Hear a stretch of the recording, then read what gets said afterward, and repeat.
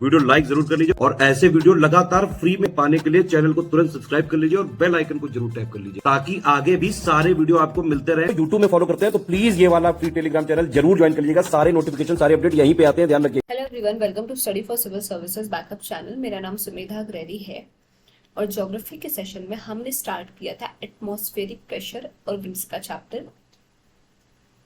पहला टॉपिक था हमारा एटमॉस्फेरिक प्रेशर।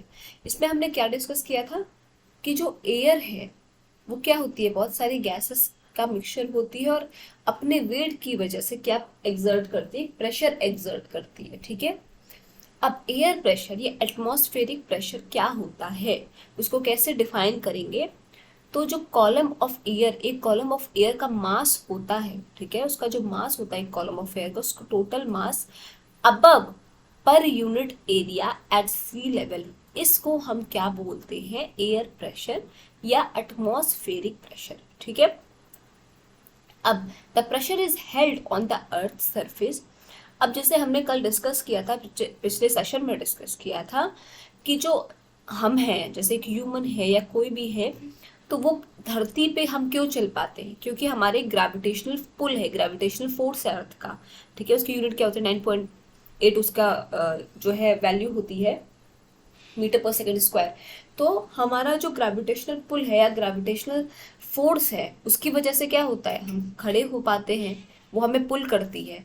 उसी तरीके से एटमॉस्फेयर हमारे इर्द गिर्द, अर्थ के इर्द गिर्द एटमॉस्फेयर है, वो क्यों है, is held on the surface due to gravitational force of the अर्थ।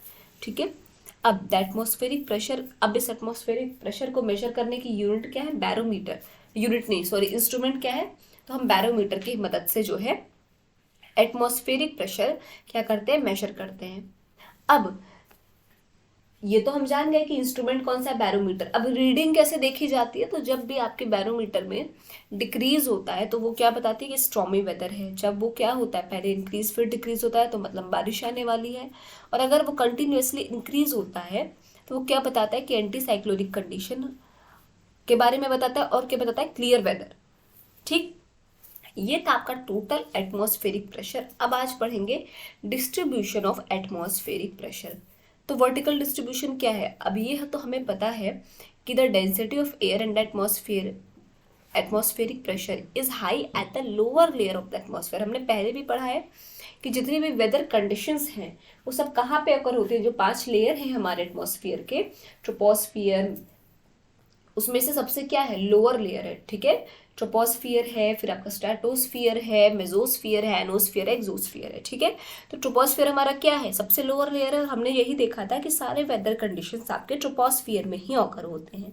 तो द डेंसिटी ऑफ एयर, इसी वजह से the density of air at atmospheric pressure is higher at the lower layer of the atmosphere. अब atmospheric pressure height के साथ साथ क्या होता है, डिक्रीज होता है।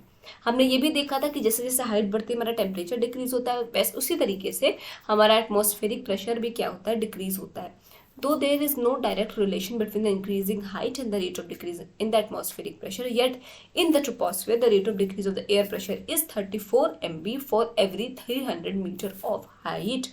ठीक है, मतलब कोई भी डेफिनेट रीजन जो है हम कहेंगे वो नहीं है कि क्यों ऐसा होता है कि जो है आपका जब हाइट बढ़ती है तो प्रेशर डिक्रीज होता है, पर जो रेट है वो क्या है, 34 MB for every 300 metre of height.